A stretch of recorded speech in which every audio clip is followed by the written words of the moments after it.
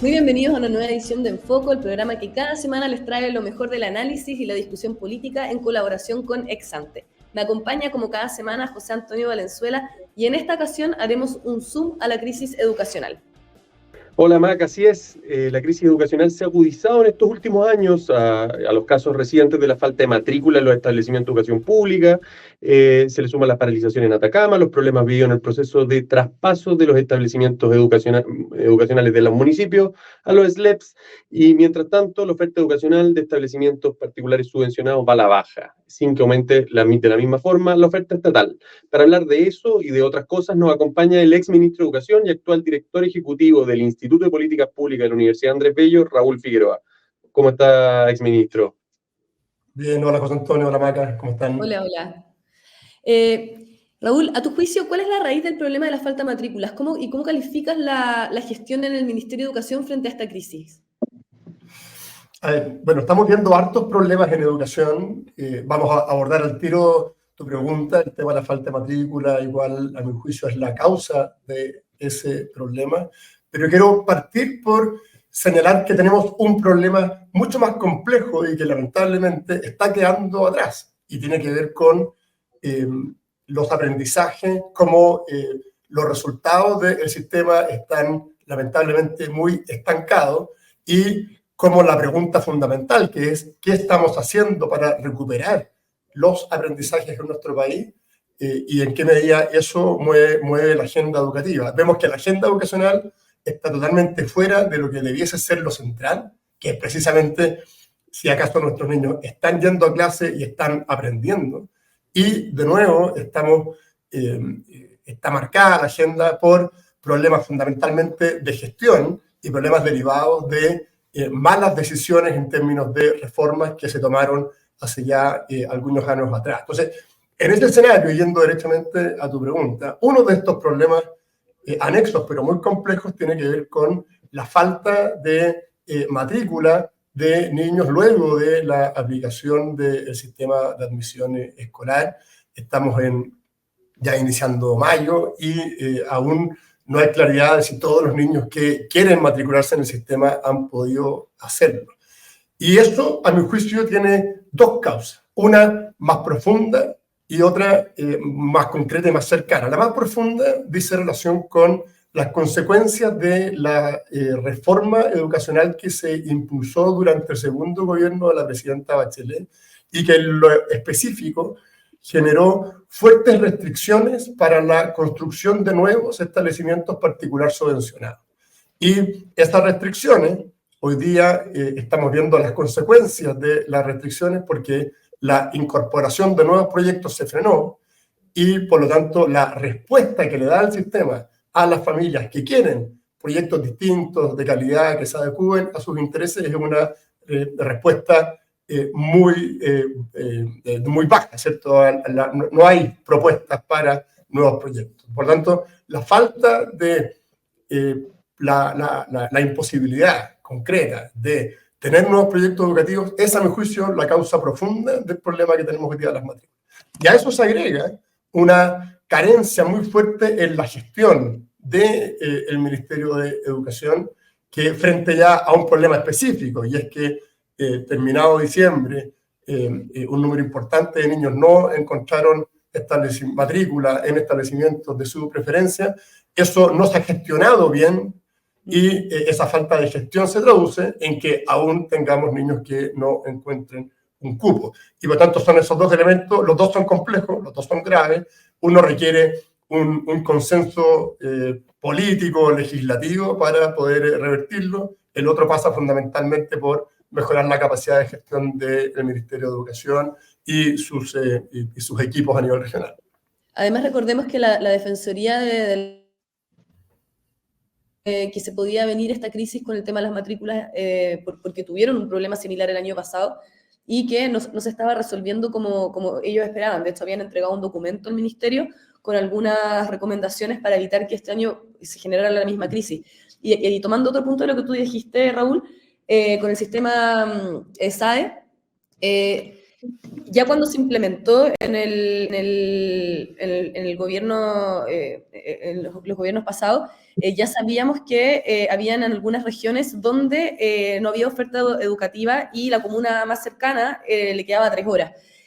¿Por qué crees tú que no se ha podido avanzar en arreglar esos temas que ya finalmente son de gestión pura? A ver, se trató de abordar el tema de la asignación de cupos durante el verano a través de una plataforma, que ha sido también bastante polémica, esta plataforma adicional que se llama Anótate en la lista. Yo creo que esa plataforma fue una mala idea.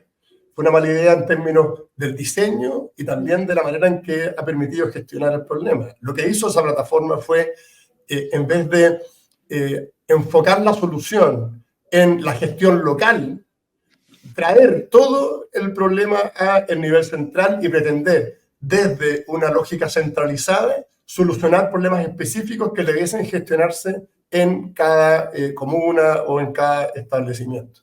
Y eso tiene que ver con una lógica, a mi juicio, equivocada en la gestión de algunas personas que tienden a pensar que al centralizar la gestión, los problemas se van a resolver más rápido. Y es todo lo contrario, digamos. Lo que se necesita aquí es descentralizar la gestión para poder dar soluciones específicas a una escala más humana también.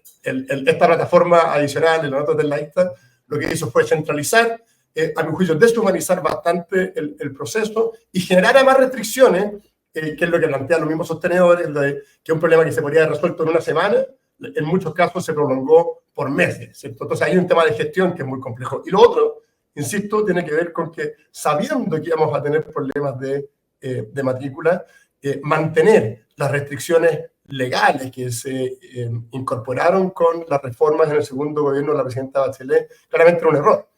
Ahí lo que se necesita es confiar en el sistema, ampliar la posibilidad de creación de nuevos establecimientos, generar condiciones para que la inversión en educación sea también más atractiva. Nada de eso existe hoy día. Las reformas apuntan en todo lo contrario, desincentivan la inversión, hacen más difícil la gestión de los colegios particulares, está también más difícil la gestión de los colegios públicos, y creo que esto requiere una revisión urgente, porque si no, estos problemas se van a seguir arrastrando. Raúl, tú hablabas de la centralización que tiene estas medidas como administrativas del Ejecutivo, como Anótate en tu lista. También presentó el gobierno un proyecto de ley que modifica la ley de nueva educación pública del segundo gobierno de Bachelet, que tiene algunas medidas excepcionales para hacerse cargo de circunstancias como estas de falta de matrícula, pero pareciera que van por la misma línea, por centralizar, un poco facilitar la remoción de directores. ¿Crees tú que esa ley nos pueda hacer dormir tranquilos y quedarnos con la tranquilidad de que el próximo año no vamos a tener estos casos como los que vivimos este? Yo creo que la reforma que se está planteando, más que reforma, las modificaciones bien específicas, ¿cierto?, a la ley que crea el nuevo sistema de educación pública son insuficientes, y adolecen del mismo problema que hemos estado viendo. Un poco muy cortito, pero para que todo el mundo entienda. Estamos en un proceso de transición en el que se están creando servicios locales de educación que reemplazan a los municipios en la gestión de la educación pública. Estos famosos SLEP, que hicieron noticia fundamentalmente con un prolongado paro en la región de Atacama. El proyecto de ley que se está tramitando es un proyecto que apunta a resolver problemas en la instalación de estos nuevos servicios locales de educación. Y yo creo que, más allá de las buenas intenciones, no quiero juzgar intenciones del gobierno, yo me imagino que lo que quieren es resolver un montón de problemas que efectivamente existen y que son consecuencia de un mal diseño de la ley de educación pública. Más allá de las intenciones, creo que la propuesta no va a ayudar mucho, en términos generales. Habrán cosas que sí funcionan, pero en términos generales creo que no ayuda mucho porque, de nuevo, plantea como solución mirar hacia arriba, mirar hacia los niveles centrales y no hacia las escuelas, que es donde efectivamente se pueden resolver los problemas con mayor agilidad. Hay una tendencia, la ley de educación pública ya genera dificultades en el objetivo de una mayor descentralización. Pasamos de 45 municipios a 70 servicios locales, una dirección central que toma ciertas decisiones, y la respuesta es darle más atribuciones a esta dirección central, pretender que sobre la base de mecanismos de coordinación que son claramente poco efectivos, como comités interministeriales o cosas de ese tipo, los problemas se van a resolver más rápido, cuando a mi juicio es todo lo contrario. Lo que necesita la nueva educación pública es mayores atribuciones a nivel local, mayores atribuciones a nivel de cada escuela, flexibilidad a nivel de la escuela, de tal manera de que se puedan gestionar con velocidad los problemas que se identifican y no pretender que desde el nivel central se van a resolver más rápido. Yo creo que todo lo contrario, de una maraña burocrática que solo se agranda y por tanto más lenta va a ser la respuesta. Raúl, tú hablas de restricción a la creación de proyectos educativos. Tradicionalmente se ha escuchado hablar de dos, ¿cierto? Que se exija la demanda insatisfecha para poder crear un colegio y tener que ser dueño del inmueble en el que se van a desarrollar las clases. ¿Son las dos las que hay que remover? ¿Habría que eliminar estos dos requisitos? ¿Qué propones tú para que esto pueda ser un factor que permita ampliar la oferta y ampliar la cantidad de proyectos educativos disponibles? Creo que efectivamente hay dos cosas grandes, ¿cierto?, que tienen que ver con, primero, una restricción súper concreta, y es que si se quiere crear un nuevo proyecto educativo en una determinada comuna, se debe acreditar que en esa comuna no existe demanda insatisfecha, o que existe demanda insatisfecha en esa comuna. Y, o bien de que el proyecto que se quiere instalar es un proyecto totalmente distinto. Ambas situaciones son complejas de acreditar, porque la verdad es que hoy día existen cupos. Lo que pasa es que existen cupos en establecimientos donde las familias no quieren enviar a sus hijos. Y ese es el problema principal. El problema en Chile en general no es un problema de falta de cupos, sino que son falta de cupos atractivos para la familia. Y por eso, si un colegio nuevo se quiere instalar porque tiene una oferta de mayor calidad o que le da más seguridad a las familias, cualquiera sea el criterio que quieran tomar, tener que esperar que los cupos que están disponibles pero que no se quieren utilizar desaparezcan, es un error. Y por lo tanto, y además hay un problema adicional, y es que si tú quieres, por ejemplo, hacer un proyecto totalmente distinto, que podría ser una manera, acreditar qué tan diferente es ese proyecto es muy complejo, y en todo caso, tienes que todo acreditarlo una vez que hiciste la inversión. Y estamos hablando de inversiones que son cuantiosas, y por tanto, nadie va a tomar una decisión de inversión de este tipo con el riesgo de que echa la inversión, luego te señalen de que en realidad no puedes recibir subvención porque no cumples con los requisitos que están establecidos en la ley. Esto yo creo que es lo principal. A esto tú le agregas una serie de cortapisas en la gestión de los proyectos. Tú mencionabas, José Antonio, el hecho de que te obliguen a ser dueño del inmueble, lo que claramente es, bueno, desde el punto de vista de cualquiera que le haya tocado participar en el diseño de un proyecto de cualquier tipo que requiera recursos, tú sabes que apalancarte en, ya sea arrendar, por ejemplo, para por esa vía aplanar tus costos y no tener que incurrir en inversiones tan grandes es una cuestión fundamental. Y es importante tener claro de que arrendar no significa precarizar un proyecto educativo. Tú puedes arrendar a largo tiempo con una serie de seguridades y eso no significa que el proyecto va a ser precario. Por tanto, es una exigencia torpe, a mi juicio, desde el punto de vista del incentivo a la creación de nuevos proyectos. Y a eso tú le agregas además otros problemas ya de gestión de los colegios particulares subvencionados que se han hecho cada vez más complejos de gestionar. Es cada vez más difícil, las regulaciones son cada vez más densas y esas regulaciones no siempre apuntan a lo que los alumnos esperan o a lo que las familias esperan de ese proyecto. Entonces, hay temas como muy concretos, restricciones súper específicas y otras que tienen que ver más bien con los bordes en la decisión de involucrarse en un proyecto que es de largo plazo, que es difícil, que es complejo y por tanto lo que debemos hacer como país es facilitar la entrada de nuevos proyectos innovadores, interesantes, de calidad, en vez de desincentivarla, que es el escenario que tenemos.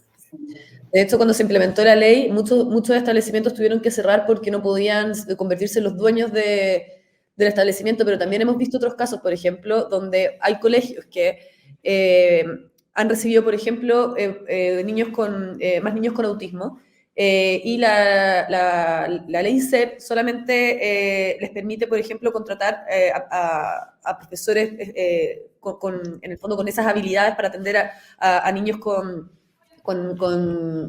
autismo, con un solo porcentaje de la ley.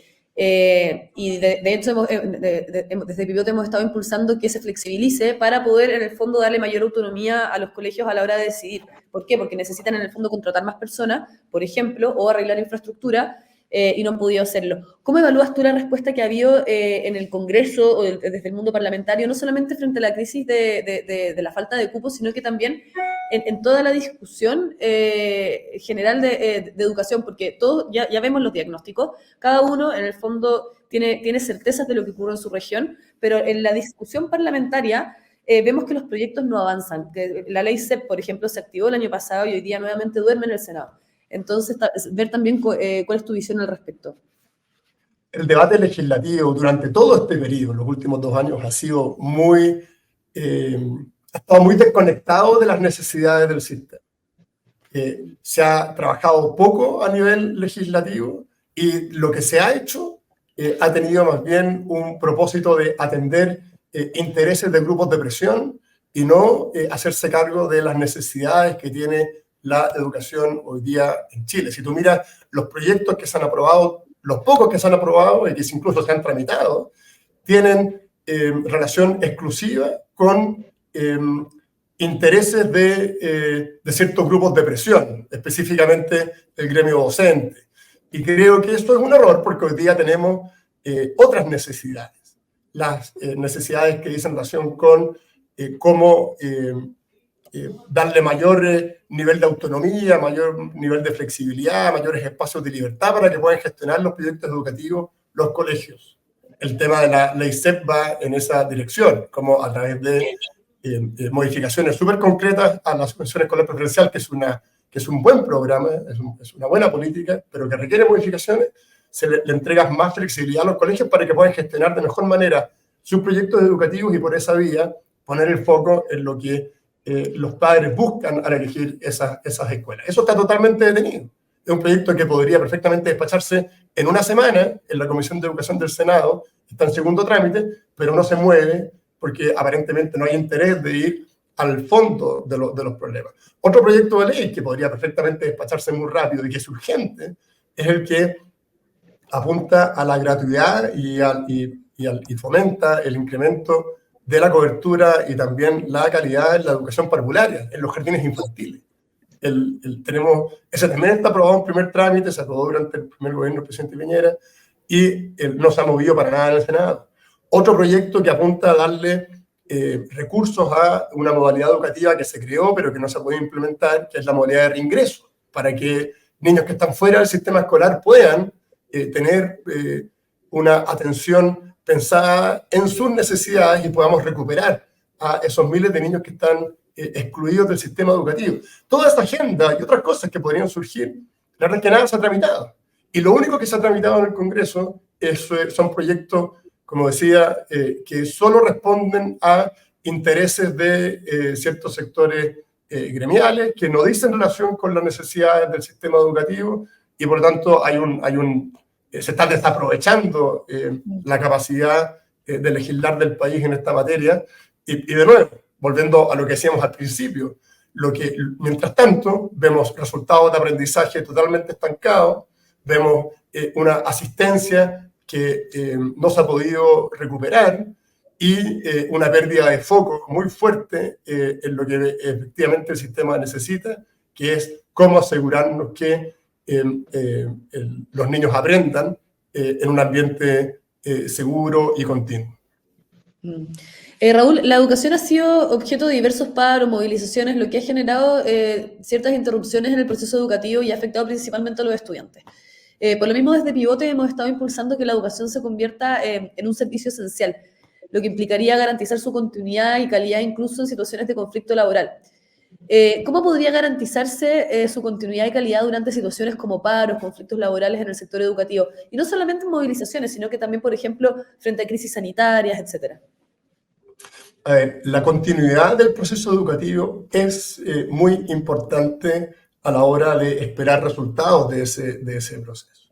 Y por lo tanto yo creo que darle a la educación el carácter de un servicio esencial o, por otra vía, asegurar esa continuidad, creo que es una política que debiese impulsarse con fuerza. nosotros durante el año 2019, antes de la pandemia, el sistema escolar perdió del orden de 1 mes y medio de clase. Y los que pierden las clases, y eso no fue por razones sanitarias, fue exclusivamente por paralizaciones y casos de violencia que se dieron durante el 2019. Un paro prolongado en junio, julio, por ahí, y luego, después de la violencia de octubre, el sistema también se vio tremendamente afectado e interrumpido su proceso. Esta paralización afecta a los niños más vulnerables. Los colegios que paralizan por presiones políticas son siempre establecimientos fundamentalmente municipales, establecimientos públicos, donde además tienden a ir los niños más vulnerables, que son los que más necesitan un sistema educativo de calidad. Y por tanto, cuando el proceso educativo se interrumpe por paralizaciones, tomas o cualquier otra medida que tenga que ver con ejercicios de fuerza, ejercicios de presión, los que sufren las consecuencias son siempre los alumnos más vulnerables. Y la consecuencia de eso es que las brechas de aprendizaje que tenemos en Chile y que debiésemos tener como objetivo común reducir, solo se amplían, solo se agrandan. Y por eso creo que asegurar la continuidad del proceso educativo es fundamental. Y eso tiene que ver con una mirada política que pasa por condenar cada oportunidad en que por la vía de la fuerza se pretende interrumpir el proceso educativo y por esa vía perjudicar el derecho a la educación de los alumnos, y tiene que tener que ver con medidas concretas, y es decir, darle desde el punto de vista legislativo, incluso podría ser constitucional, el carácter de un servicio esencial a la educación, y por esa vía entonces tener resguardos tanto legales, ¿cierto?, como también políticos. Pero vemos cómo lamentablemente cada vez que un establecimiento se paraliza por estas razones y se utiliza a los alumnos como rehenes fundamentalmente para obtener algún beneficio particular, el mundo político tiende a callar y las respuestas legislativas tampoco se aprecian.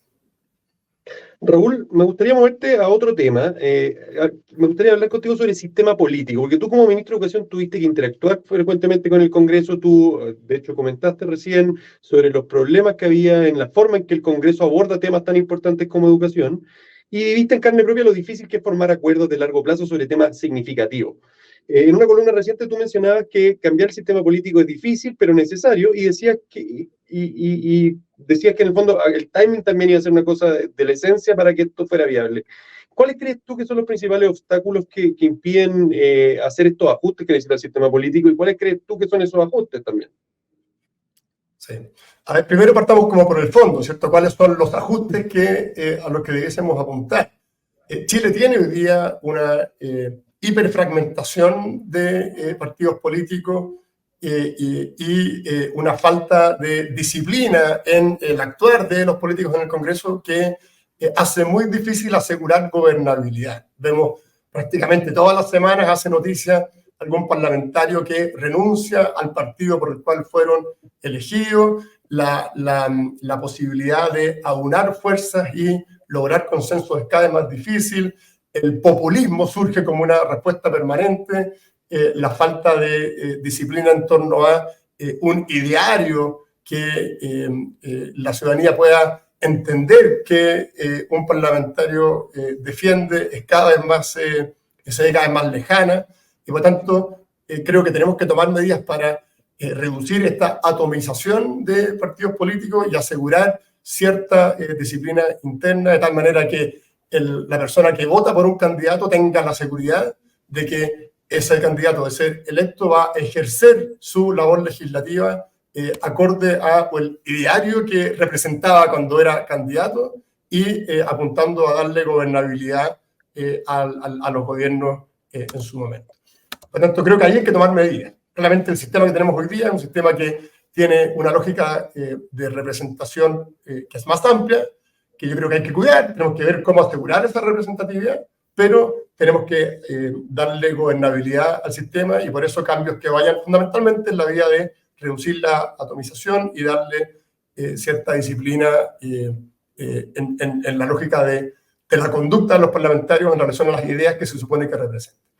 Dicho eso, creo que hay que moverse, pero uno de los obstáculos para avanzar en esa lógica tiene que ver precisamente con que los que tienen que tomar la decisión de modificar, bueno, tienen que hacer un sacrificio en definitiva, porque hoy día se ven beneficiados por este sistema. Es un sistema que beneficia a algunas personas, beneficia ciertas conductas, beneficia el discolaje, beneficia las reacciones populistas, y los que están en ese camino da la sensación que no van a querer dejar esa posibilidad de lado, no van a querer desprenderse de un poder que es muy circunstancial, que les sirve a ellos, pero que no les sirve al país. Y por esto, en esa columna, junto a Gonzalo Valdés, que la escribimos juntos, nos referíamos a que acá hay que ponerse de acuerdo en los cambios, en los objetivos de esos cambios, pero también hay que ser muy claro en el momento, porque el momento tiene que ser aquel en que el incumbente sienta que no tiene